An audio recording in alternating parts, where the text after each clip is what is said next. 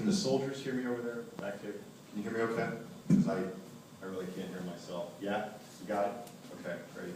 Thank you. It's a real honor to be here today. It's certainly an honor to share the stage with Senator Correa. I had the privilege of working on some legislation with him a few years ago. Huge fan of everything he's done for veterans, and with respect to his question, where's the will? I only need to look across at Aaron Shalacy and see where the will is to do great work, because if you know anything about Aaron and the footwork that has gone into this with this organization, it's really impressive. I think I've been tracking emails for at least 3 or 4 months, so I acknowledge you, Aaron. I know you really care, and this wouldn't happen without you and your organization, so thank you.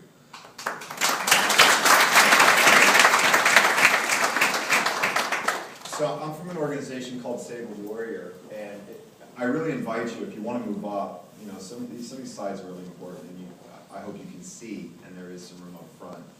I'm with John Bollinger over here, who heads up our board.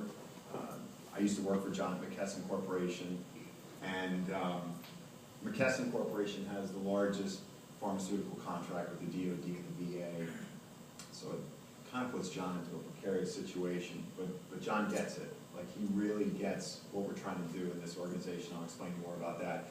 And then to John's right is Jaron Scotto, who's been through our program, and you'll see him stand up every now and again and stretch, because he's an injured veteran, and he's spent a lot of time with us at Save a Warrior, and he really understands paying it forward.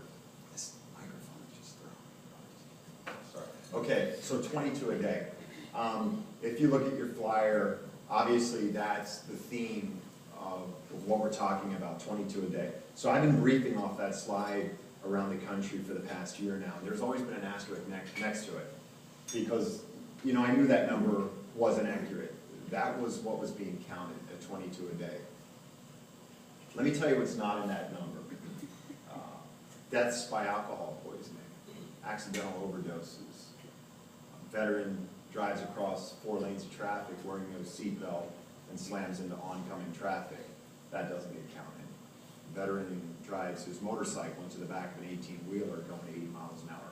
That doesn't get counted. A returning veteran lays down in a fog-filled intersection so an 18-wheeler can run over him first thing in the morning. That doesn't get counted. Suicide by cop. Let's talk about suicide by cop for a second. That doesn't get counted. As a former law enforcement official at the state and federal level, talking with those officials, 3 out of 10 police shootings in America are categorized as suicide by cop. Of that 3 out of 10, it is estimated that as many as 80% of them are returning veterans from Iraq and Afghanistan. That doesn't get counted in that number.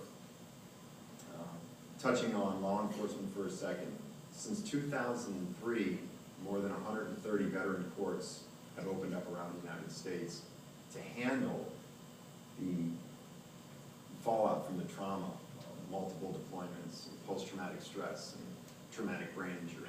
130 veteran courts. There was a show on 60 Minutes, there was a segment on 60 Minutes about a year ago. One judge in Houston alone was seeing 400 new felony cases every month, returning veterans from Iraq and Afghanistan. If you go back to Quantico, and you talk to the officials that pump out the statistics to law enforcement agencies all around the county or the country, they'll tell you that law enforcement's #1 concern is not drugs, violence, guns, terrorism. It is the returning veteran from Iraq and Afghanistan. So the returning veteran from Iraq and Afghanistan is an endangered species. Make no mistake about that. This is what I do every day. This is all I do. And as I get further into the presentation, you understand that. What we're dealing with, the good news is I'm going to touch on the problem, and there is a solution. And that's the great news, and I'm glad you're here to hear that. So, as I was saying, 22 a day with an asterisk. I'm briefing that for the last year. Next slide, Aaron. And then 5 days ago, there's what CNN puts out. Why suicide rate among veterans may be more than 22 a day. And the reason they go on to explain, Senator Correa explained that California has the largest population of veterans. And following closely is the state of Texas, and right there in the top 5 or 7 is Illinois. None of those 3 states rolls their numbers up into those suicide counts. They don't get counted. So at best, there's an extrapolation there, and we're guessing. That number's tricky. That number's very tricky. Because that 22 a day, 70% is categorized as over the age of 50. So you're looking at the Gulf War, you're looking at the Vietnam War, the Korean War, and the World War II veterans. For purposes of this conversation, I'm going to say it's 10 a day for Iraq and Afghanistan. I'm going to say it's 30 total, and 10 of those are probably Iraq and Afghanistan veterans. So you're still looking at almost 4,000 a year. What will happen over time is that bar will slide to the right, and that 30 a day, that 40 a day, what have you, will all be Iraq and Afghanistan, because those subsequent, or those earlier generations, they'll be gone. And that number will just be this generation of returning veterans. And I'll show you how we get there in a little bit. That's not a mistake on that photo. That's an artistic effect to mask that young man's identity. That's a 10-tour Green Beret being acknowledged on Veterans Day at Dodger Stadium in front of 53,000 people as veteran of the game. So when we walked him out on the field, the place went crazy. The Dodgers do it right. They do it in the third inning when everybody's there. He got a louder ovation than Buzz Aldrin. Buzz Aldrin was the second man to step foot on the moon. And they recounted his career on that Jumbotron and vignettes of him with long hair and a beard, and it just grew and grew and grew and grew and grew. So this is a 10-tour Green Beret, more than 7.5 years on the ground in Afghanistan alone. There's been 3 books written about his career. He doesn't have to write about himself. Other people write about this young warrior. I've met some people in my life. I've never met another human being like this young man. And all he wants to do is do this work with Sable Warrior and run this organization. So I'm here today as his witness and his advocate, because if he's going to be allowed to run this organization, I'm going to need help. Next slide. $1 trillion with an asterisk, another asterisk. So between the DOD and the VA and the Veteran Services Organization space, there's $1 trillion annually in play, okay? It's a lot of money. 1 trillion, about 660 billion for the DOD, about 340 for the VA, and there's about 1 billion in play among 40,000 Veteran Services Organizations. Now the top 5 take down about $500 million a year. And the rest of us are scrambling for a piece of that other $500 million. There's a reason I'm telling you this figure. I want you to think about that 10-tour Green Beret I just showed you. I want you to think about him stepping off the plane from Afghanistan after his 10th tour, while on active duty, credit cards shut off, the bank account's empty, the wife's gone, quarter tank of gas in the pickup truck, and I want to show you where he had his dinner within hours of stepping off the plane from Afghanistan.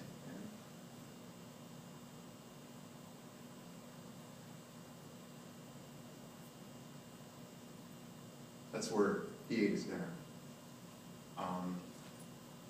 I know that story, and it's hard for me to tell that story.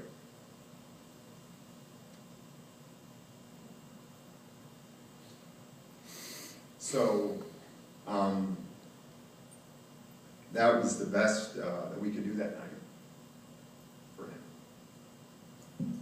That's the best we as Americans can do for him. I don't know that I have a word to describe how I felt when he told me that story. This is a guy that buried 124 Green Berets over 10 rotations. You have my business card, and if you turn it over, there's a mandala on that. That's Bobby's mandala, and that's become like our logo. And I listened to him tell the story of what it was like to bury 124 colleagues over 10 years, to kill at a ratio of 4-to-1 against his losses, and to try to come back and be in this country again. He killed so many people that his nickname was the War Machine, but he doesn't want to be the War Machine anymore. He doesn't want to kill anybody anymore. He just wants to help other guys not kill themselves, because 3 days after he ate out of that dumpster behind a Chili's restaurant in Fayetteville, North Carolina, there were lasers on his chest when he tried to go out by way of suicide by a cop. And the good news is that a young, intrepid corporal walked up to the car and said, "Please don't fight me. Please don't fight me." And he stuck his hands out the window and said, "Cuff him up." Can you imagine if we'd have lost Bobby Farmer?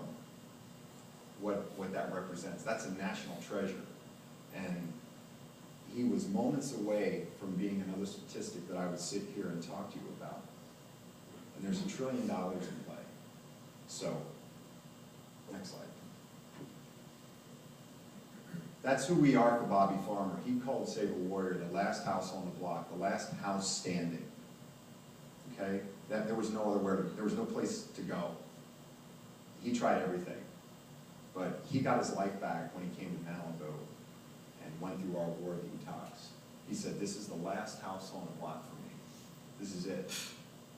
There's $1 trillion in play, and I keep coming back to that because what I'm saying to you is if an active duty service member is sneaking into my facility in Malibu, I can't be looking for money. Money needs to be looking for me, okay? So my point is, what do I tell Bobby Farmer if I don't have the ability and the wherewithal to run my operations? He knows if he calls the VA hotline with a gun in his hand and a phone in the other, that he could wait up to 40 minutes to talk to somebody before he makes a decision which one of those instruments to use. He knows that. He's made that call. Okay? He's not the only active duty service member sneaking into Malibu because they can't get services underneath $1 trillion in appropriations, revenue, and donations. All right, I like visuals. That's an aerial view of the Vietnam Memorial, and next to it is a very famous picture known as Everyday Citizen. There's about 58,300 names on that wall. Now, if I were to build a wall behind that wall and I start putting the names in of every Vietnam veteran that committed suicide in the last 45 or 50 years, I'd get about 2/3 of the way through that list and I'm out of granite, okay? Those guys have about 90 or 100,000 suicides that they know of and a 95% divorce rate. So imagine that wall behind that Vietnam wall, and I'm sticking names on there, right? As bad as that is, as atrocious as that ongoing, persistent social crisis known as the Vietnam veteran, as bad as that is, as it relates to the Iraq and Afghanistan veteran, it'll never be that good again. Because our folks kill themselves quicker, and why do they do that? PTSD, TBI, multiple deployments. There's 10,000 more people walking around Bobby Farmer's story, just in the special operations community. He shared that with me. I would have to build 3 more walls behind the Vietnam Memorial to capture the name of the returning warriors that will kill themselves over the next 12 to 15 years if we don't get our act together and start providing the kind of services, community-based, well-grounded, common-sense experience that I think is available in this organization. 3 more walls, okay? Here's the unfortunate thing. A guy like Bobby Farmer comes home and commits suicide, his name doesn't end up on that wall. And he's every much as big a casualty of war as those people are who end up etched in stone. Those names get carved on the hearts of the children and the loved ones left behind, and they carry that ache forward to the rest of their lives. That's how that happens. And then the trauma just visits another generation, okay? So, what it is like to go to war. So Carl Morlantis was